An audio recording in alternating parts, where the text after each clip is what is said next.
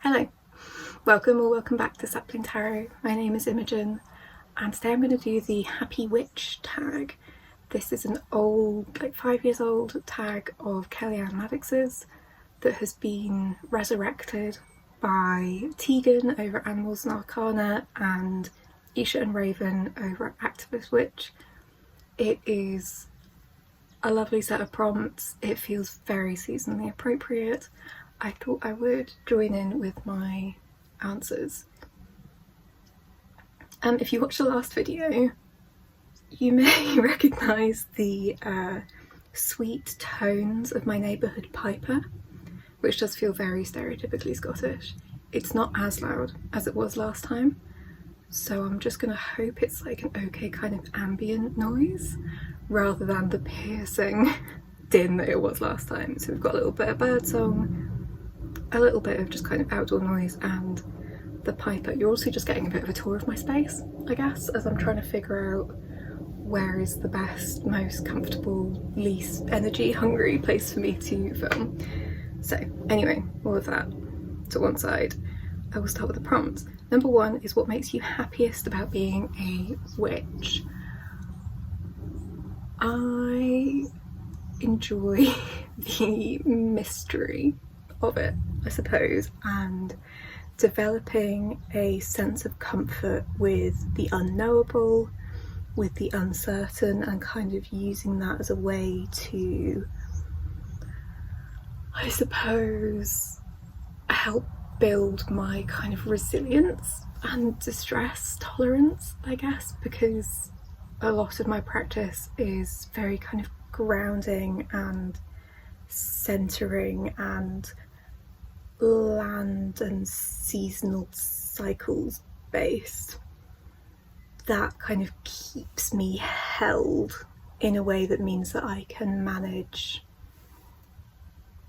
everything else a little bit better, I suppose. I also really appreciate, like, I've always been a big stories person, and I was a big reader growing up. I love a fairy tale, a folk story, all of that kind of stuff. And so learning how to work with those stories to find like old wisdom and kind of actionable, practical things to bring into my practice, I find that really satisfying. So the second prompt is, which practice do you enjoy most? Tarot seems like the obvious choice, but I think I don't necessarily practice tarot often in a way that feels particularly witchy. I'm sure to lots of people tarot is inherently witchy, or spiritual or whatever, but that's not the angle through which I approached tarot, and so they aren't so intertwined in my life. They're sort of, I don't know, they're kind of slightly separate. So yeah, probably not I love tarot, but like I don't consider it, yeah, I don't know, do you get what I mean? I think genuinely, and call me an armchair witch all you like, I just really love learning about it. I like learning about different practices, and I like learning about history, and I like experimenting with things, and the sort of, personal curriculum of it all is, I think, some of the stuff that I find the most satisfaction in. And that, yeah, sort of like experimentation, seeing what works, keeping like keeping a little logbook of how things are going, how I did things, when I did things, what the results were, all that kind of stuff. Like, I like the sort of mad scientist thing of it all. I don't know if that counts as a practice, and this is where I'm going to try really hard to not get like bogged down in the semantics of particular words, because this is how I derail everything I do. I really enjoy working with sigils and with words, so like reworking old prayers from my childhood to like suit things that like are my values now, and you know, things I work with now. I like the feeling of kind of ritual and ceremony such that it is in my life. You know, I'm not a high energy person particularly, and so when I can access the energy to do it, I quite enjoy it. But even at that, like my ritual is, I'd show you, I'm actually kind of halfway through a 2-part thing at the moment, and I kind of wish I could show you, but you are in my phone. It's very spit and sawdust, it's very slapdash, I try not to buy things, I try and like cobble things together myself, or like make stuff or find stuff rather than buying things specifically for the purpose of witchcraft. And I suppose that's part of it, like the crafty, arty side of stuff, like figuring out ways to do things myself rather than always outsourcing to somebody else is something that I really enjoy. Oh, I also really love herbalism. I have done some herbalism training and working with like plant friends and making teas and oils and things both for myself and for other people. I have some mugwort drying to send to some friends in some little kind of smoke bundles.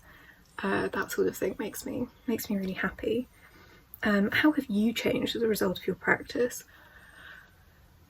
I think that can be quite a hard thing to answer because it sort of creeps up on you. It's a little bit like if you were a kid that had someone kind of like measuring you against a door frame. So like the people that saw you, oh, there's a rainbow, that's nice. If people saw you every day, it's quite hard to tell how much you've grown. But if you only go and see people like once every 6 months or something, then it's like you shoot up and they're like, oh my god, you're massive now, or whatever. Maybe that's just my childhood. It can't be just my childhood, but yeah, I was a tall kid. People were always surprised at how much I'd grown. Maybe people are just like that. So yeah, it can kind of sneak up on you, I guess. I think I'm much calmer. I think I take things in stride a little bit better. I think there's been an element of, so I don't know how much I've talked about this online, but I feel like I haven't, so I worry about repeating myself, and then I remember that not everyone has watched every video I've ever put out, because obviously. So I came to my witchcraft practice, spirituality, perspective, whatever you want to call it, as it's something that made sense to me for like a long time. And like we do the things about kids make potions, and I like hardcore believed in fairies and stuff. I grew up in Ireland, it's quite hard to not believe in that, and like all of the folklore and stories and stuff was really important to me. But I think in terms of something with a bit more of a framework, and where I'm at now in terms of it being like my craft, my spirituality and my politics being this kind of triad of things that are like really important in my life, it's been primarily since I became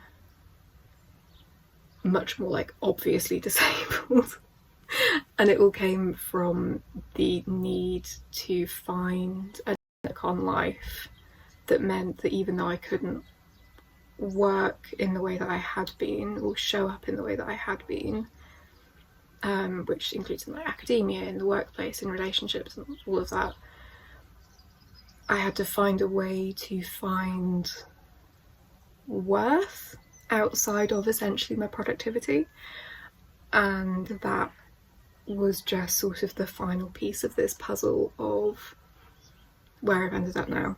And I think slowing down out of necessity, but also trying to make a really like intentional, conscious effort to live more.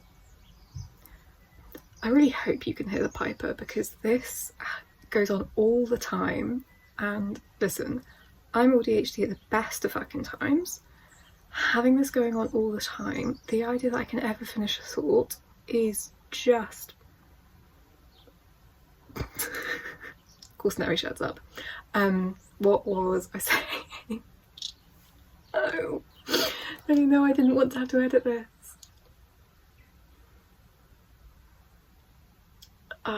Productivity, slowing down cycles of seasons, cycles of life and death and rebirth and all of these things, and slowing all the way down into that, I think, has chilled me out a bit more as a person. Definitely have like better, still patchy, but better self-worth than I did. Geez, we're going back to like 10 years now, aren't we? Fucking hell. What is time? Yeah, better self-worth than I did. Better connection with my body, still not great, but better. Better connection with just like the world at large and my part in it and my place in it, and being part of kind of like a bigger, something bigger than myself, has had a really huge effect on me. That was a really long answer, I'm sorry. What has been the most positive result from a spell or a ritual? Who even knows? I say this as someone that like keeps a log of these sorts of things, but like I don't know if you can really track what the results are for these sorts of things, and that's kind of the, well, not the point, but it's like a big part of what I love about it. But to give an answer, I have noticed a real difference. So I read tarot at events a few times a year. I love it. It fills my cup so much. It makes me feel like I'm good at something. It's not always the most like financially successful endeavour. I really notice the difference if I do some sort of ritual, spell, prayer-like situation before a market, and if I don't. And like in terms of like money, in terms of how much money I make, how many sales I make, or even if it's the same number of sales, people will buy something more expensive. And that is my observation, and so now I try and remember to do it whenever possible, because couldn't we all do with just a little bit more of that kind of thing. How has your craft enriched the lives of others? I really hope that my tarot reading has, and I mean, I know I literally just at the top said that I don't necessarily consider tarot as part of my witchcraft, but here we are. I'm saying tarot anyway. I think, you know, in community reading tarot for people, doing that kind of like holding space.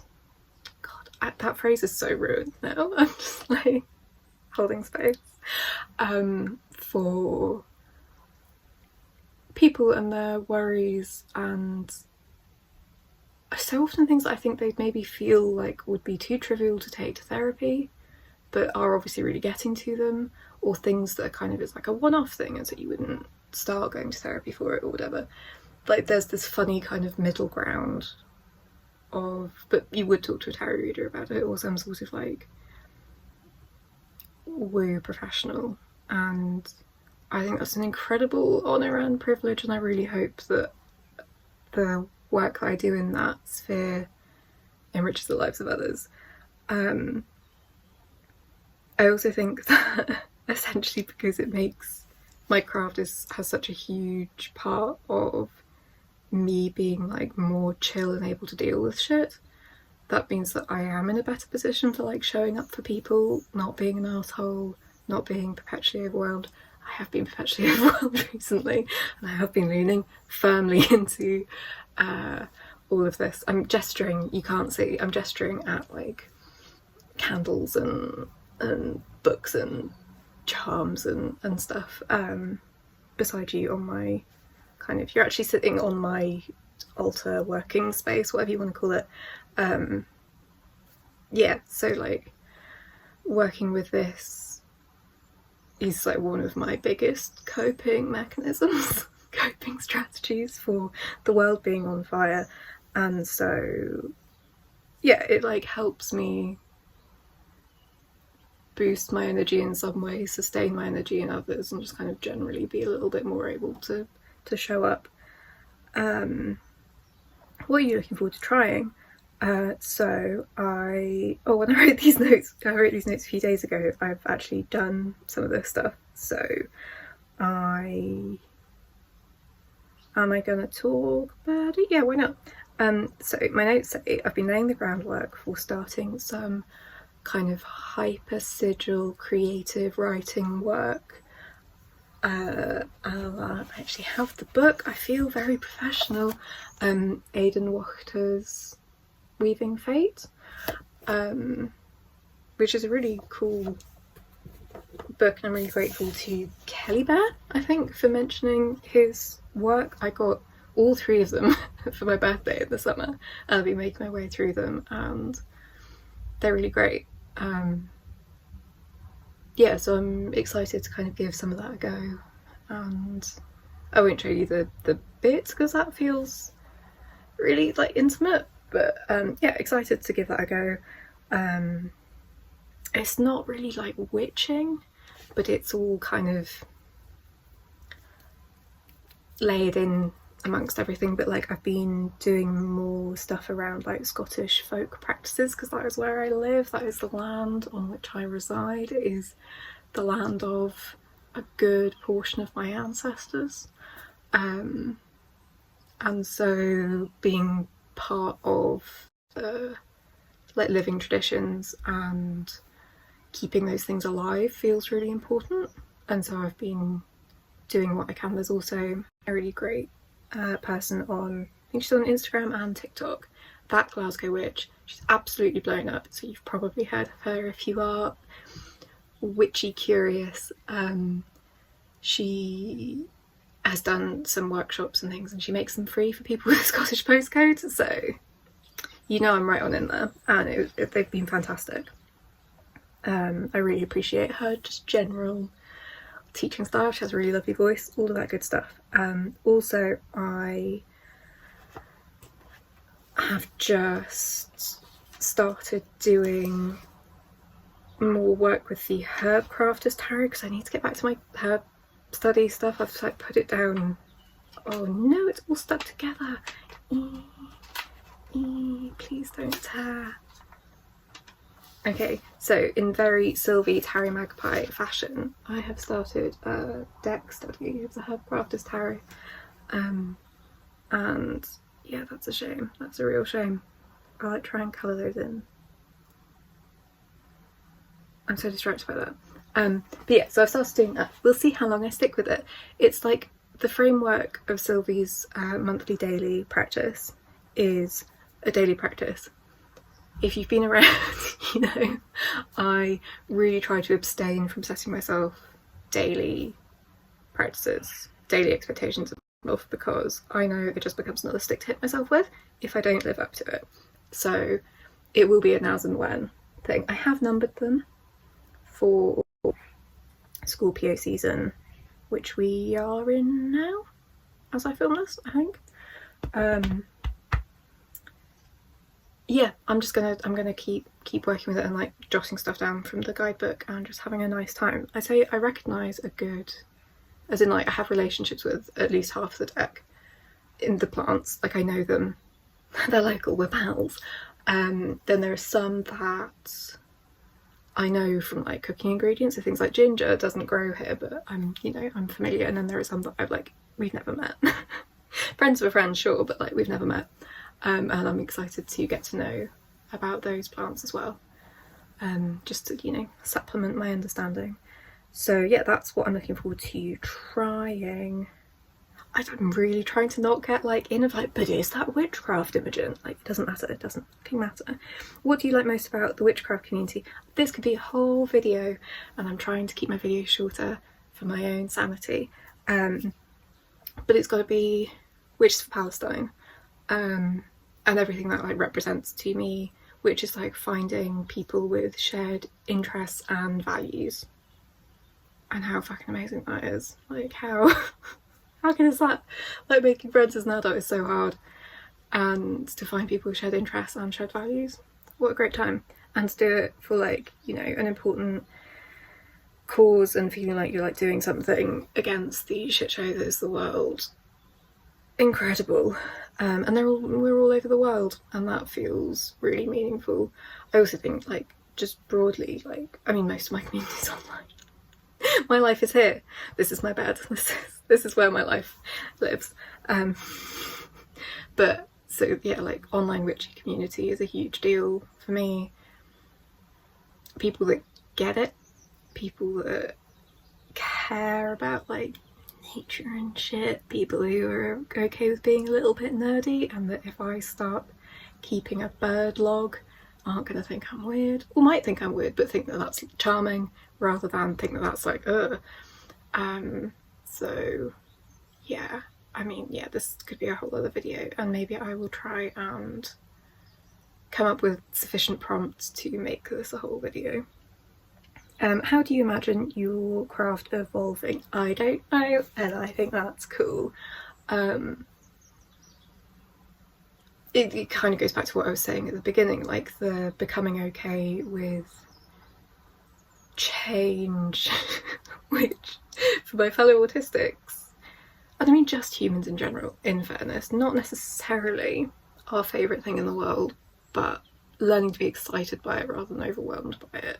Or both, excited and overwhelmed, seeing the fun and being afraid of it, like being able to hold both of those things at once, like leaning into the unknowable and the uncertain, and just trying to find the joy, trying to find the fun, the whimsy, whatever.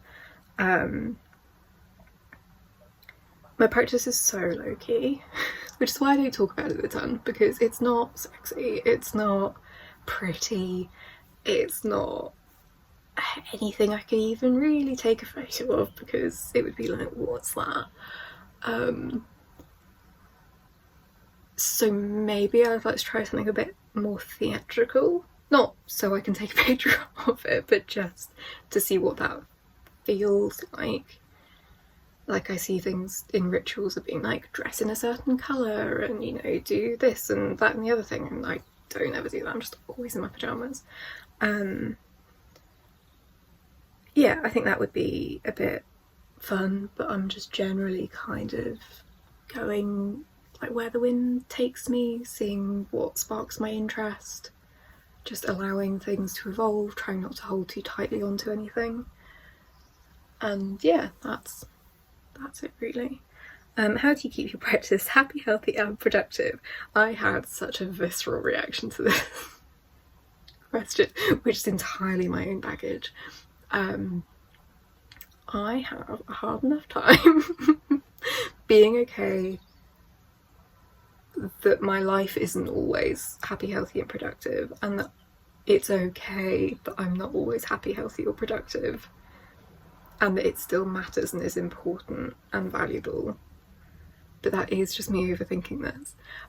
In terms of like, what do I do to keep it from,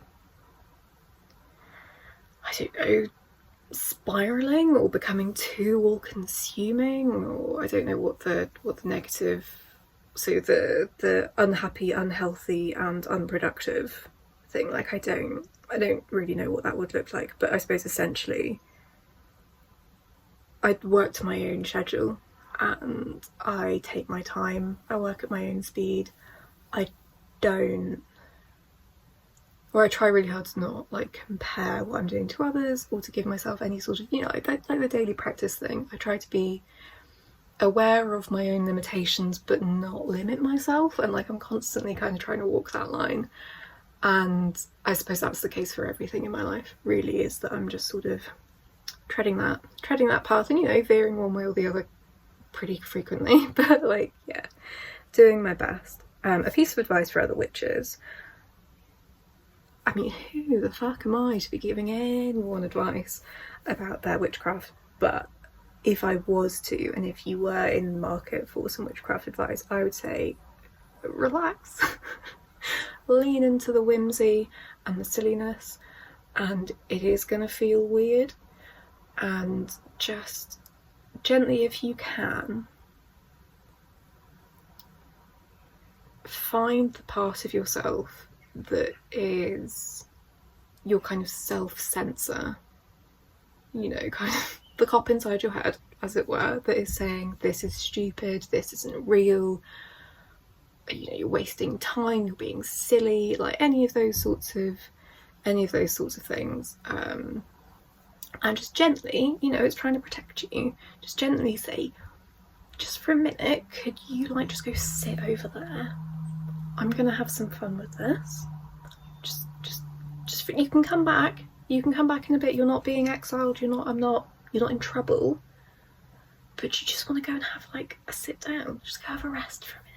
I'm gonna go dick about, and you know, to bring it all back to Kellyanne Maddox, I'm gonna, you know, go put a disco ball on my altar or whatever and see what happens. And yeah, I think just try and let go of the bits of yourself. I think in Kellyanne's video she talks about like letting go of the burden of proof, and I think that's a huge deal. But also, yeah, just kind of letting yourself find whatever it is you need to get out of this, and you know, gently ask the parts of yourself that are trying to stop you from doing that, for whatever reason that might be. And, you know, if you have time and the inclination, you could try and work through that, but I think just gently asking them to go and like kind of sit on a comfy chair over in the corner while you do your thing, I think is the advice I would give. Anyway, I would love to know if any of you people watching here, primarily tarot tube viewers, are witchy, if you are superstitious or just a little stitious, or if you hate it and you wish that witchcraft and tarot weren't in any way ever linked. I would also be really interested to hear that too, because I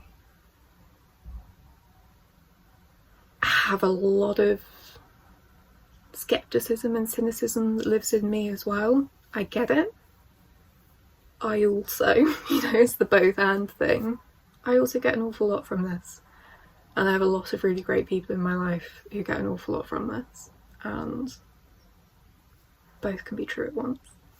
Anyway, that's me for now. Hopefully I'll be back soon. In the meantime, I hope you're taking really good care of yourself amongst all of this absolute nonsense. If you heard what I said about Witches for Palestine and you think, that sounds cool, you don't actually have to be like a card-carrying witch. You can just be someone who like cares. I'm doing a zine workshop, making little mini magazines, like little art project things, at the end of November. It will be on Zoom, it's available worldwide.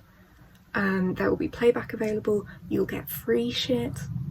It's just an opportunity to craft with a whole bunch of lovely people. That's the next thing the Witches for Palestine is doing. There's whispers of a book club. Anyway, all the information will be down below, as will